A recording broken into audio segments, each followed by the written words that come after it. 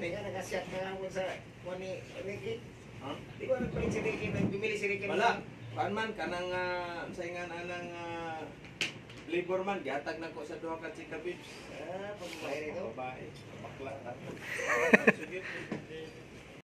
Di pwede ng flavor bite. Tuba o, kinutuba. Flavor, para babae, hatag na ko. Abot o, nakainom ba si Jan ato? Wala, sir. Sila mamra. So gahapon to, oy, good morning sa nakauna na. Good morning sa atong viewer, sa ating lahat ng viewer, subscriber. Kahapon pala mayroon tayong surprise visit ng yung Taga Jamaica. Jamaican employer, no?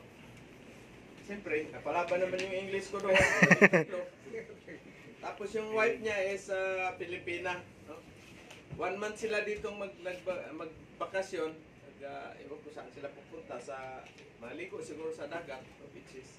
Tapos hiring sila ng mechanic, heavy mechanic at saka light mechanic, no?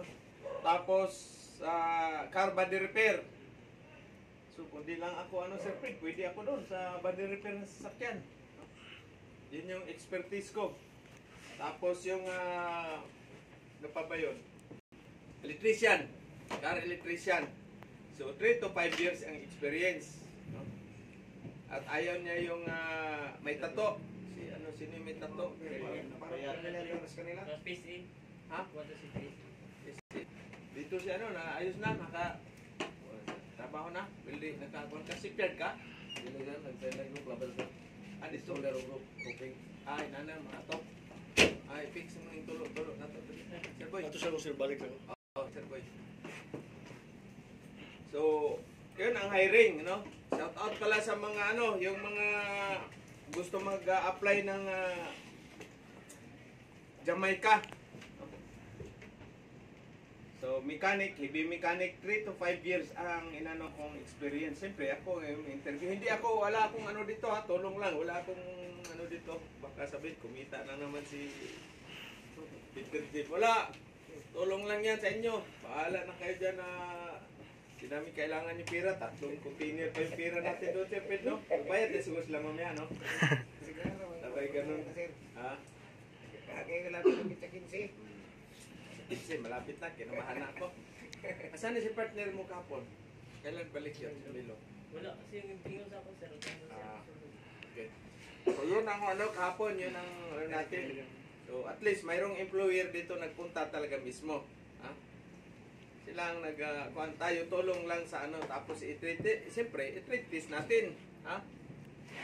I-treat test natin, interview, tapos natin, treat test natin sa light. Wala man tayong heavy dyan, wala man tayong dump truck. O yung light vehicle natin. Tapos body repair naman, ganun din. Electrician, ganun din.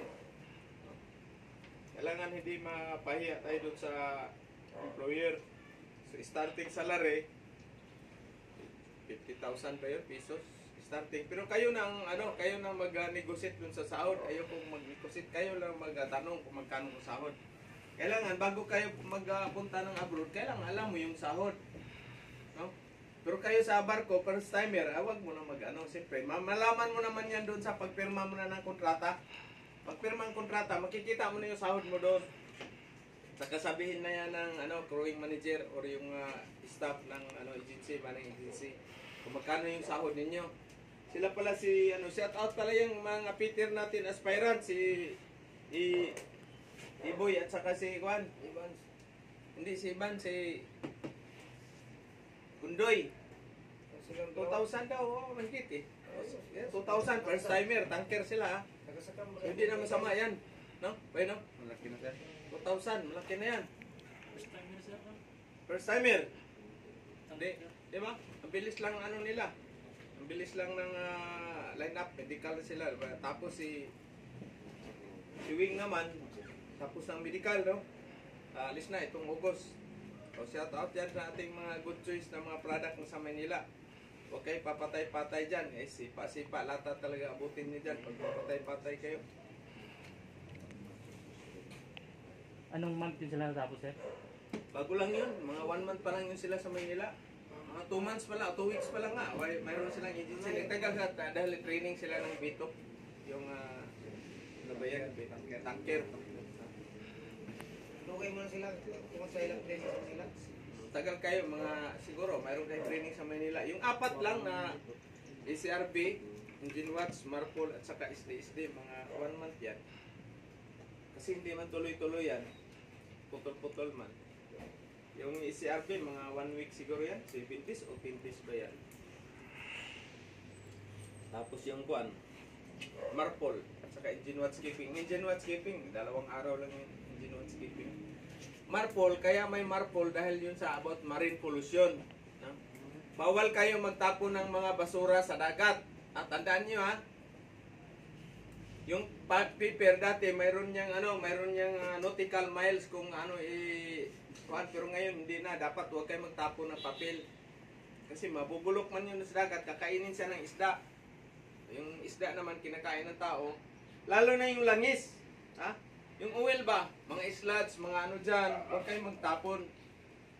Sure, yan, pagdating sa puerto ninyo, kukolektahin yung mga basura at saka yung mga used oil. Ano yung itapon nyo dapat lang sa dagat? Ano lang? Yung mga, hindi bakal, huwag yung bakal, mabibigta yan. Food waste lang, itapon nyo sa dagat. Yung mga food waste, tira-tira na mga pagkain. Yun ang itapon. Pero mayroon din siyang nautical mile kung gaano kalayo kayo magtapon ng food waste. No? Tapos yung segregation of garbage. Isa na naman, balik na naman tayo dito. Kaya mayroon tayo dito. Dito pa lang, na tayo. No? Actually, matagal yung segregation of garbage. No?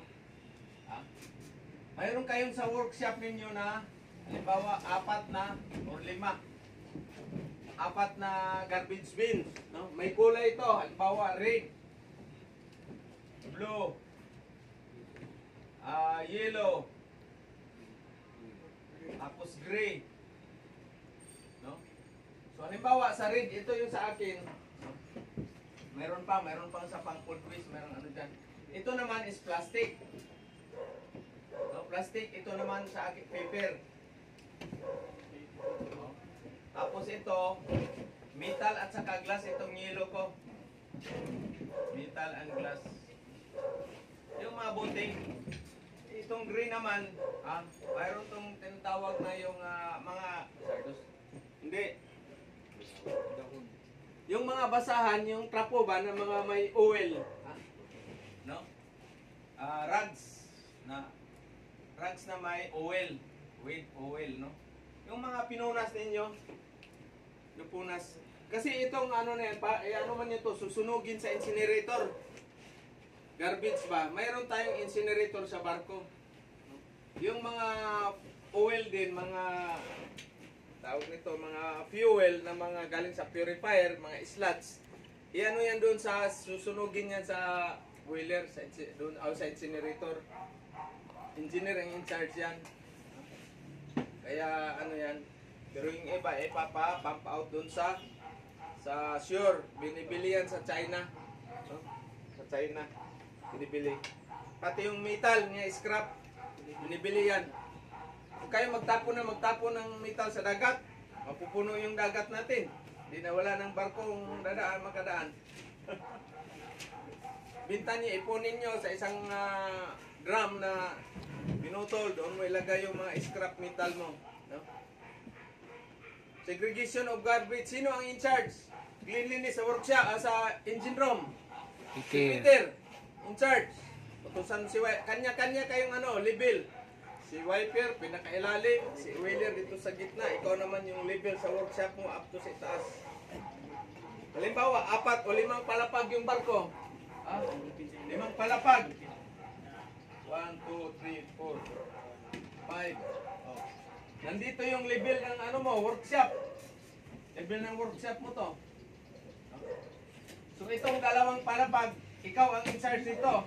Ito namang 2 palapag, ikaw in charge. Minsan si oiler o si wiper, yan, tag-2 kayo. Kasama na yung yung aircon room. No? Depende na yan kung saan yung ninyo, duties and responsibilities regarding sa cleanliness, paglilinis sa engine room. No? Mostly 2 level ng workshop ko at saka yung sa taas or depende sa baba. Itong workshop natin, wala pa to sa isang palapag. So yan yung i-maintain mo ng map. Floor manager kayo ngayon. At least alam ninyo yung ano ninyo doon, mapuntahan. Hindi lang welding, all around, kayo rin magmamap doon. No? Hindi mo sabihin na, product ako ng good choice, ayaw ko mag-map. Hindi pwede yan. Map. Sino ba nakakaalam sa iyo na nag-floor manager ka doon? Sumasahod ka naman ng 100,000 naman. Kaya all around kayo doon. No? All around. So, segregation of garbage. Si wiper yan. Titingnan ni wiper itong mga basurahan natin sa workshop. Minsan naman ikaw, pag wala ka, hindi ka masyado busy. Mayroong plastic bag to. Garbage bag sa dyan. Garbage bag. Kaya pag niyan, itali lang ni wiper, diretso yan. Mayroon pa palang ibang yung mga sa battery. Lead na battery, lithium battery. Ito, battery. Minsan kasi may red ang color sa nila to, battery na can. Yung mga basag na fluorescent, yan, iwalay din yan. Kasama yan dito sa sa glass. Pero ngayon, baka binago na nila yung sistema. Pero ito yung sa amin dati. Ganon din dyan, sa observe kami. No? Ganyan. Yung mga yung masusunog lang yun ang Yung mga papel din minsan sinusunog sa incinerator. Ingatan ninyo kasi minsan ang mga sobrang gatong ni wiper, nasunog kasi lumabas yung apoy sa incinerator. Sunog yung incinerator buo. Oh my God. Dahan-dahan lang pag gatong niyan. Hindi pwede biglain mo ba? Ha? Minsan pag walang wiper, wheeler lang, kayong dalawang wheeler at saka Peter. Kasama ka dyan sa magsunog ng basura. Pag yung kupal yung kasamahan, huwag nyo sunugin, ha?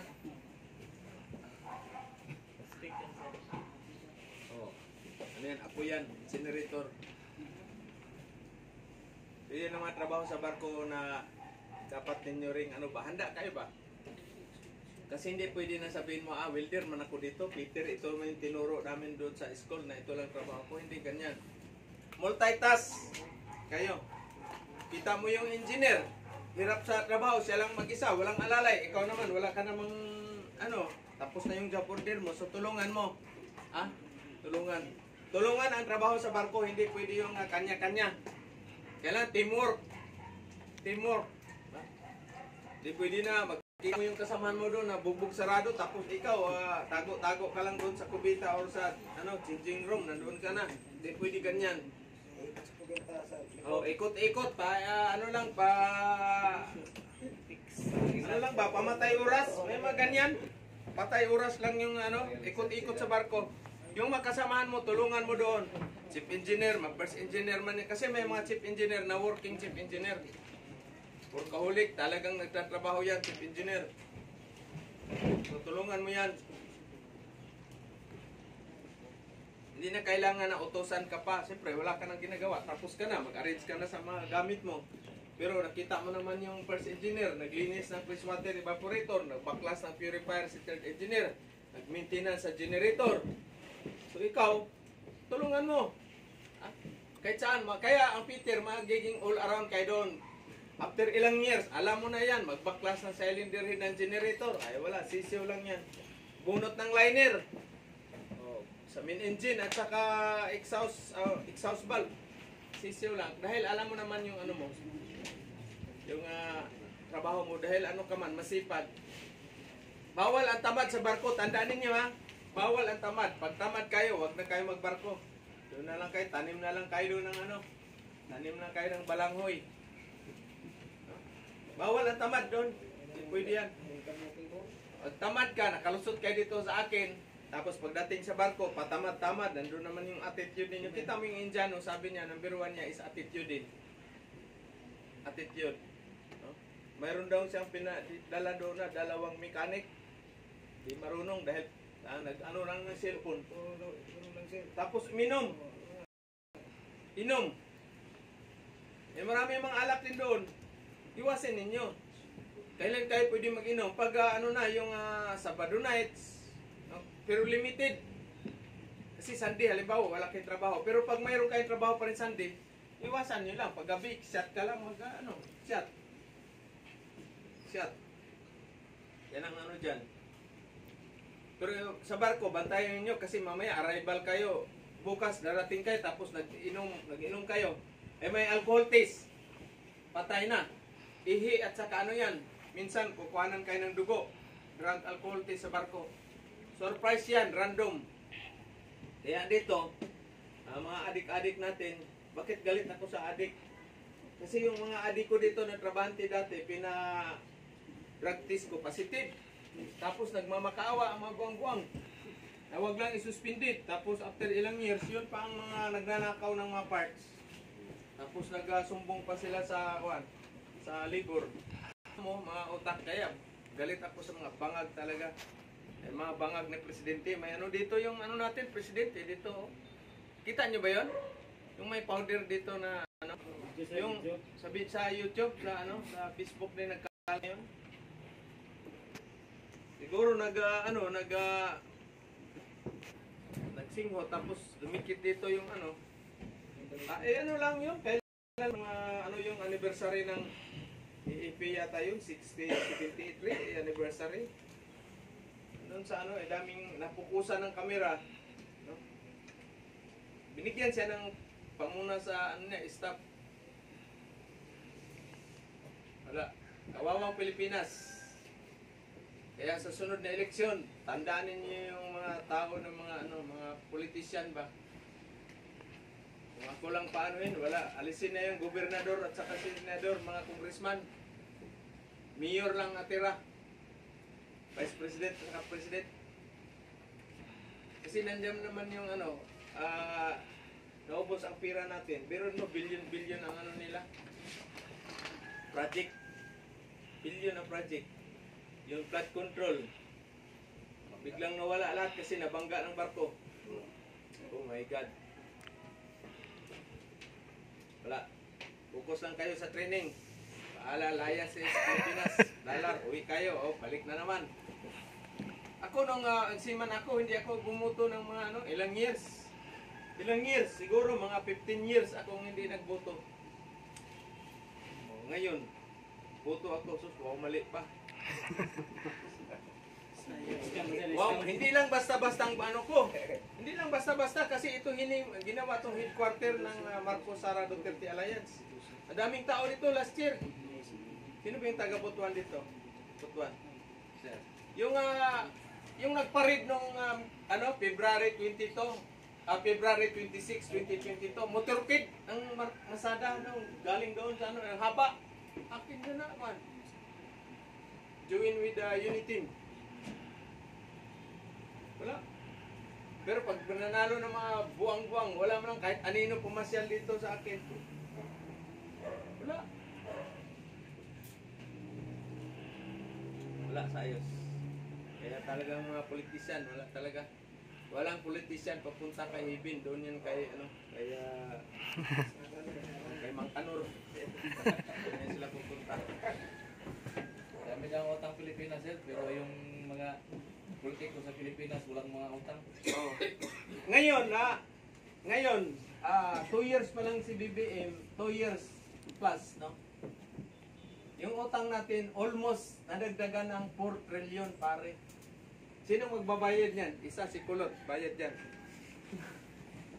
Nadagdagan na ng 4 trillion. Asa na punta yung wala namang project. Pinamigay ng mga yung tupad at saka yung 4-piece at saka yung ba yung ibang pamigay-bigay? Oh. Pero magkano lang ang nabigay sa mahihirap nating kababayan? Nandoon napupunta yan sa kanilang malalim na bulsa. Yung bulsa nila parang yan. Sa mga congressman yan, sir. Sa kongreso. Kaya nagbalinan yung mga tao ni Sara at ang pulis.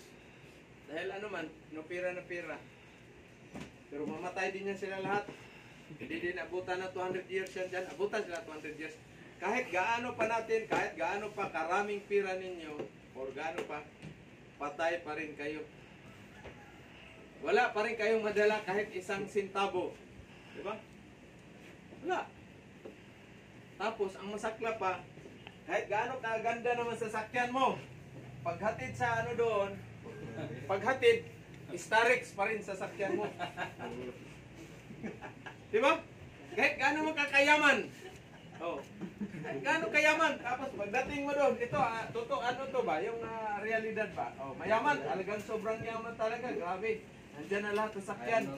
Oh, nandyan, limousine. Ay, yung mamahalin, limousine ang ano. No, pero kung ordinaryo lang, Starix. O di, na-RIP naman yung mga politisyan natin na mga ano, mga mayayaman na. O di, yung hukay nila, kahit gano'n pa sila kaya raming lupa, ang hukay nila is, gano'n lang kalaki. Gano'n lang to kalaki. Yung hukay. Hindi na pwede na isang tao lang namatay. Hukayan mo ng 10 by 10. Nandyan, di ba? Ha? So yan ang ano dyan, kahit gaano pa kaano, itong ano na, shout out sa ating mga ano na yan, mga mayaman na mga politiko na hindi din nabutan kayo ng 200 years, patay din kayo. No? Wala. Ayan, kung pira nilang ninakaw nila, tinulong nila dito sa ating kababayan. Hindi yung tupad at saka yung one, hindi yan. Mali yan. Kasi bigyan mo ng pira 10,000 at saka 5 kilong bigas, bukas, ubos na yan. Isa-shopping lang lahat yan. So anong dapat gagawin natin, ano, boss? Ano pang pangalan mo? Nico, anong dapat gagawin natin sa pira ng bayan? Dapat magtayo ng malalaking company owned by government. Anong company number 1? Shipyard. Mining industry kasi dito Caraga rin yun, daming ano dito. Daming minerals, di ba? O di hindi na sana kayo mag-abroad kasi sasahod ka dito halimbawa ng 50,000. Oh, 50k a month. Bakit ka pa mag-abroad? Di ba? Ito, pag mayroon kang 50,000 a month, ayos na ito eh. Buhay na yan si Ibana dyan eh. Tama ba? Binata ka pa. Nico, no? So, anong ginawa kayo ni Joaquin Bordado, ni Tato? PC. Sino pa pala yung walang mga passport, birth certificate? Dapat mag-ano na kayo, ha? Habang nag-ano kayo dito, titining, mag-asikaso na kaagad, online na kayo sa passport ninyo. No? Pagkatapos ng training, pwede si Match book agad. BT. Sino mag-BBT? Saan na mag-BBT dito? Kami sir, September mga first week. Ilan kayo lahat?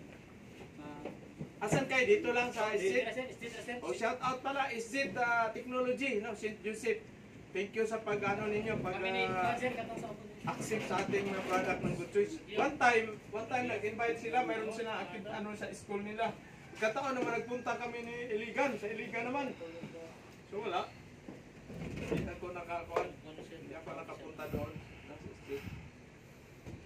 So very important din yung BT ninyo. Hindi kayo makasampa ng barko kung walang BT.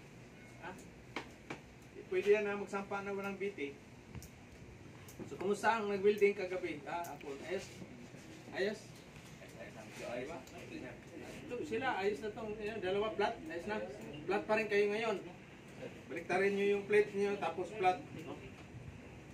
Ayos na mga mahinang nila kapo.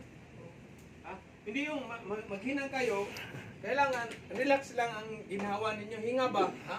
Relax lang din. Ay, wala yan. O tapos mayroon namang isang dito, dati hindi daw siya, hirapan daw siya kasi hindi siya humihinga. Kumamatay ka niyan. Pero ano isang welding rod, hindi ka humihinga, di. Sabog yung puso mo dyan. Kaya relax lang, ginhawa ka pa rin. Ha? So, normal man yan na yung kamay mo, magagalaw. Normal yan. Importante lang, ma-straight mo ng konti yan. O, di ba? Makontrol mo yan. Basta wag niyong hawakan ng higpit yung electrode holder. Yung hawak lang ng para ka naghawak ng girlfriend mo ba? Yan, soap lang. Yan. Lalay lang. Oh. Diba? Kasi kung higpitan mo, wala. Mangangalay ka tapos mahirap mo yung manipulate yung electrode holder. Kasi mahigpit man hawak mo. Nangangatog pa. Tapos. Oh. Ang paanin nyo pala, i-balance. Wag yung nagaganyan. Maghinang, wag. Kailan nakaganyan, no? Pwede ka rin na, sanayin mo na, maghawak yung isang kamay mo, tapos ganyan. Kasi sa barko naman, hindi naman pwede na hindi ka maghawak doon, tagilid-tagilid man. Hahawak ka, nag-welding ka, isang kamay. Minsan nakasabit ka sa pipe, o isang kamay yung mo. Hindi mo naman pwede na mag-welding ka, 2 kamay. Eh, out balance ka. Di kaya itong isang kamay mo nakasabit diyan sa ano mo pipe or sa saan mo isasabit. Tapos kaliwat kanan kayo. Pag nasa ano na kayo, dapat kaliwa at saka kanan yung ano niyo welding. Hindi pwede na kanan lang kasi minsan may mga sa posisyon sa mga ano na yan, hinangin mo, dapat kailangan ang idukot mo kaliwa. No? Kaya mag-practice kayo kaliwat kanan ang hinang. May pit-pit yun ng ano, kamay mo, kanan ka, tapos injured. Eh, paano ka maghinang? Emergency, sabihin mo na pit-pit ng kamay ko, sir, ayaw maghinang. Ay, itong kaliwa. Kaya, kailangan may kaliwat kanan, kayo maghinang. Anong oras bang, wala nang umakyat na ano dyan? Nanakaw? Huwag niyong ano dyan, monitoring kayo, sino ba tulog sa baba? Bawal na, pag alas 9, wala na. Secure na kayo. Padlock na dyan, dun. Kasi delikado ngayon, daming mga magnanakaw ng mga adik. Ano natin sa presidente natin yan, yung kasi dati kay Duterte, ano kay Duterte project? Ha? Di ba? Build. Ano ngayon? Bangag. Drugs. Yan naman ang totoo ngayon, ang daming drugs. Bumalik talaga siya. Bakit tayo mga kwan? Totoo naman yan. Dito lang dami eh. Pirin mo doon, no? Niransak na yung ano namin doon. Mga pulis kayo mo ito kung mga mundo. Gusto takita ka. Wala. Kaya wag kayong pag kayo may tsansa kayo mag-politician, wag kayo mag-ano ng pera. Kasi yung pera yan, temporary lang yan. Madato nga kayo, mayaman kayo, yung pamilya, yaman din. Eh pag namatay kayo, may dala ba kayo?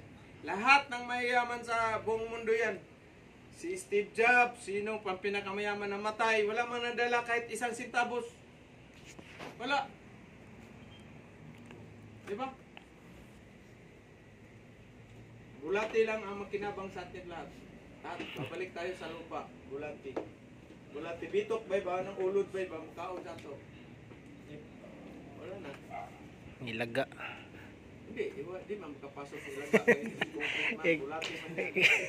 Kamot na, sir. Ano ba? Nakakaano ba? Dapat ka. So, sayang talaga yun. Hindi na pagpatuloy yung programa ni PRRD. Pero mo, ang daming napagawa. School, tulay, bridge, airport, pier. May COVID pa yun, sir. May COVID pa, may partida pa yun. Ilang taon pa yun. May utang nga tayo, malaking utang din. Pero at least mayroong nakikita. Di ngayon. Itong mga pala, natin, shout out itong tumatanggap ng mga mga tupad, mga ba yan? Umaasa ba sa tulong? Pinipili pa naman yung tupad, sir. Sila yung magkatrabaho. Ganun ba? Sino yung nasa malapit lang, sir? Palakasan lang, sir. Palakasan. Ano, Chay? Corruption talaga yan. Chay, dool sa Dapat lungag. kasi yan, hindi ako pabor dyan. Bigyan mo siya ng trabaho para lifetime niya na panghanap buhay. Hindi yung bigyan mo, temporary lang naman yan. Isang linggo, wala na yan. Tapos na yan. Ganon din yung 4-piece. Yung 4-piece, ang tawag nito, yung beneficiary, mga bata, hindi man nakapag-aral. Bakit? Sinangla yung ATM. Sinugal. Nagtutong eats. May red horse at saka tanduay pa sa Magsalig. Magsalig na, wala na, hindi na nagtatrabaho kasi pagdating ng katapusan, andyan na naman yung 4-piece. Magkano bang natanggap mo sa 4-piece doon sa Hindi ka member? Kano bang niyan? Tanggap nila? 3,000 natin kasi. Pinili mo, Ismail, sir. isang Pinili. buwan lang yan. Depende, sir. Pag nais ka anak, ay depende sa anak. Depende pag marami kang anak. Oo. Hindi na tagay anak. Mag-anak dyan. Mag-hire ka dyan ng anak. Ano? Mali talaga. First student. Mali yan. Pinili kit ko, sir. Tinuturuan mo yung tao na magiging tamad. Bakit? Yung farmer hindi na nagsaka, yung tricycle, driver ng tricycle hindi na namasada kasi nagantay na lang ng tupad at saka tupad at saka purpose. Doon yung mga doon sa palayan. Ayos sabi ko, ayos tagay-tagay. Ay nakadawat man na gym o purpose. Ay sus. Mali. Kaya dapat baguhin yung government natin na sistema. Hindi pwede ganyan. Kasi ginagamit nila yan sa yan, kaya puro pamigay, tapos gagamitin man nila sa eleksyon nila para sa sarili nilang interes. Wala. Yan ang totoo. Dapat magtayo ng sariling company ng government tapos taasan yung mga sahod ng manggagawa. Depende sa province, depende niya sa ano niyan. O halimbawa, magtayo ng shipyard. Ito, shout out sa ating government. Baka pahuli na naman ako to. Si Jan na talaga magtayo. Shipyard, number 1. O mining ng mga gold dito sa Caraga or saan man yung depende sa ano. Tapos mga malaki na infrastruktura. Ano ba ito? Mga planta na, halimbawa, oil. Mayroon na tayong oil dito sa Cotabato or saka yung sa Dinagat, Deuterium, Dinagat Island. Mga malalaking ano plant, no? Refinery. O yung ano natin, yung offshore, magtayo ng oil rig dyan, dagdagan, oil rig. So hindi na dapat mag-abroad yung ano nito. Hindi na mag-abroad yung, kasi pag malaki ang sahod, sumasahod ka ng, halimbawa dito ng 30k or 50,000 naman. O di, pag malaki ang sahod mo, malaki rin yun ang tax mo, may tax din. Di ba? Hindi lugi ang gobyerno. Hindi lugi, kasi may tax man. Kita mo sa ibang bansa, alam niyo ba sa ibang bansa, 40%. No, 40% yung tax. Halimbawa, sumasahod ka ng 100 pesos. 100 pesos, 60 lang sa'yo, ang sa government is 40 pesos. Yan ang tax doon. Yun. Ganon din. Kaya yung ano natin, pero ang ato dito, sa atin dito, pag malaki ang tax, tapos napupunta lang sa mga kurakot na official, patay pa rin Pilipinas. Ulirat. Tayo, pinag-iwanan na tayo ng mga ibang bansa. Vietnam, Thailand, Cambodia, Malaysia, Indonesia. Tayo number 1 dati. Pero dahil sa mga namumuno, Sir Fred, na sarili nilang interes. Ay, nauna si Duterte, huwag mo kayo mong pag-uuntong PI kay Hindi na dapat kailangan baguhin ang konstitusyon. Mga tao dyan na nakaupo, yun ang dapat tanggalin. Kasi wala man silang isip na para sa bayan, kundi para man sa sarili nilang pulsa, kapakanan. Yaman-yaman nila yan, ang hindi nila inisip yung ano natin. Tapos kita mo sa bundok doon, yung school ba, yung may mga school pa rin kasi ngayon na hindi pa na ano, na ayos. May mga barangay na hindi pa rin naayos yung school. Kawawa yung mga bata. Kawawa. Pag tumutulo yung ulan, pag umuulan, wala, lipat-lipat yung mga bata kasi butas man yung bubong. Kalsada, lubak-lubak. Marami namang hindi naman talaga mabibigla yan, pero at least dahan-dahan ba? No? Number 1 talaga dapat ayusin yung ano natin sa farming natin. Farm. Para walang magutom. Mayroong tawag na sustainable livelihood. Mga pagkain. Wala naman mag-farm, sir. Wala, kasi mag-ano nga ng purpose at saka yung ayuda, tanggap-tanggap. At saka ang mahal pa ng mga Fertilizer. fertilizer, tapos ang bili ng produkto. Mura. Mura. Wala na. Taniman ng marijuana lahat yan. Pwede. Mahal. Uy. Oh, shout out. Sabihin ng police, putay na to si Jimmy. Talagang ito Mahal lang ito. Financing. Tapos, Hindi. I-balance yan. No? Halimbawa, mayroon kang farm. Ano, example, 1 hectare. Hindi mo na natin. Kasi kayo papunta kayo dito, ha? Pag may pira na kayo, bibili kayo ng lupa. Ha? Huwag kayo gagaya sa akin pa. Mayroon doon yung 1.5 square meter by 3 meters yata yun. Uraya. Ang farmer, ha? Kasi bakit natin bakit natin itatapik ang farm? Kasi kita mo yung Middle East, desierto. Bakit ngayon number 1 sila sa producer ng mga gulay at saka prutas? Dito lupa na yun sa atin. Ito kasi halimbawa 1 hectare si Nico, mayroon siyang 1 hectare. Ang tanim mo dito hindi lang isang klase. Multi-crop ka ba? Halimbawa dito saging. After ilang meter, papaya. Tapos dito naman, mayroon ka namang gulay sa gitna. Between sa, ito niyog. In between sa nila, mayroon kayong gulay. Bawa, distansya dito. Puno ng niyog. Yung niyog na maraming, yung tawag nito, yung mga mababa. Dwarf. Oh, dwarf. Ito naman dito, saging. Yung in between dito, mayroon kang gulay. Meron kang gulay. No? Mayroon akong kaibigan na sa sa Pagadian dati yan ang ano niya. No, mayroon kang, halimbawa, may mais ka dito, isa. Tapos naman, ano naman dito ang inano mo sa gitna? Kamuti. Tapos kabila naman okra. Dito naman sili or ano bang dapat itanim na mga ano na yan. I-multi-crop. Yan ang ano diyan. Tapos itong yung sa kaibigan ko, itong boundary ng lupa niya, tinaniman niya ng nara. Yung nara, tsaka yung isang kahoy na yung mamalin. Taniman niya yan dyan. Paikot. Itong nara, may ano pa siya, halimbawa ganyan. May mga sanga man yan, tanggalin mo yung sanga. Tanggal mo yung sanga, yun ang turo niya sa akin. Yung puno lang, tanggal hanggang straight yan siya, straight. Tapos pagdating na mataas na, putulin mo na dito sa, putulin mo na siya. Putulin mo sa itaas. So yung ano niya, ng expansion ng tubo niya, palaki na lang siya, lalaki na siya. Parang payong. Oh, payong, pero yung katawan niya, lalaki na siya, hindi na siya tataas. So yun yung ano niya, ilang years, harvest na naman siya ngayon. Eh mahal man yung nara.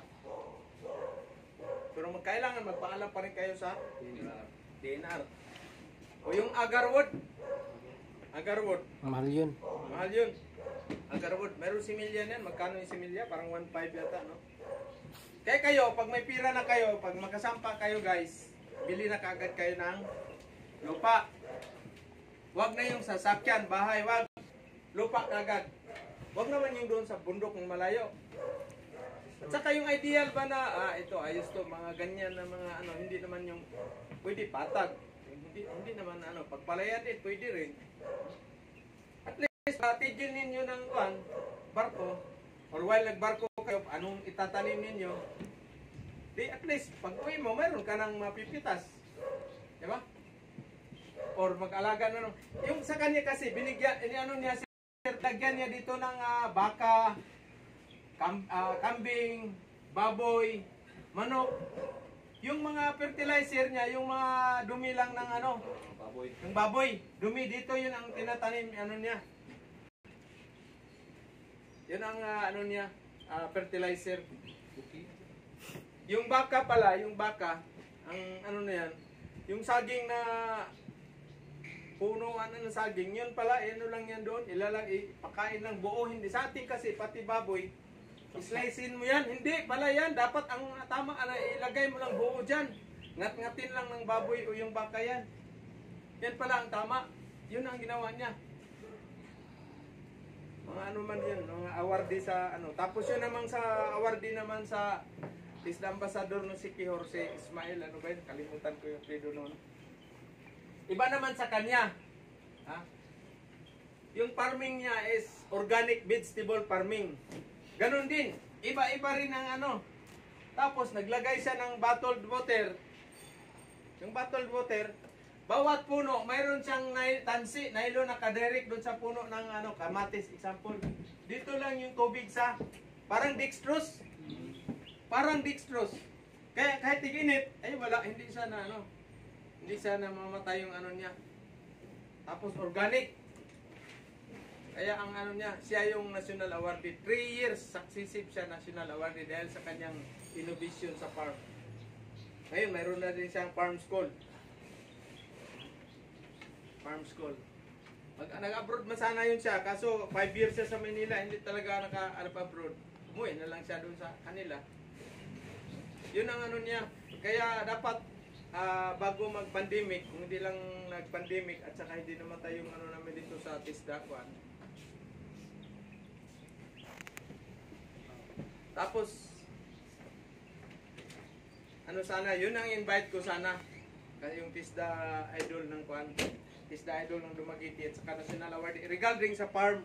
Kasi gusto ko sana yun ipunin, Caraga Region, by isang municipality, mayroong 2 na participant. Turuan sila. Tapos sila naman din yung magturo sa mga bawat barangay. namatay man yung namatay man yung isang namin tisda pukal dito, tapos wala, may pandemic, ay hindi natuloy. Sayang. So kayo, kayo kaagad, lupa. Kasi pag hawakan nyo yung pira, maubos man yan. Maubos man yan. Siyempre, maanuhin ka man ng kapitbahay mo, bilhin mo na yung sasakyan ko. Wala. Sasakyan ka agad. Tapos mag-hire ka ng driver. Driver hanggang hindi marunong mag-ayos ng sasakyan. Wala. Alin lang, saglit lang. Shoutout mo na.